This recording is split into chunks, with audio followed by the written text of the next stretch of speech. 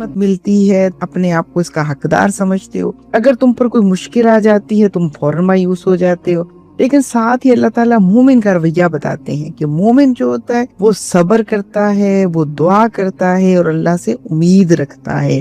سورہ غافر کے اندر رحمت حاصل کرنے اور نا امیدی سے بچنے کا طریقہ بھی بتایا گیا ہے کہ تمہارے رب نے فرمایا مجھے پکارو میں تمہاری دعا قبول کروں گا۔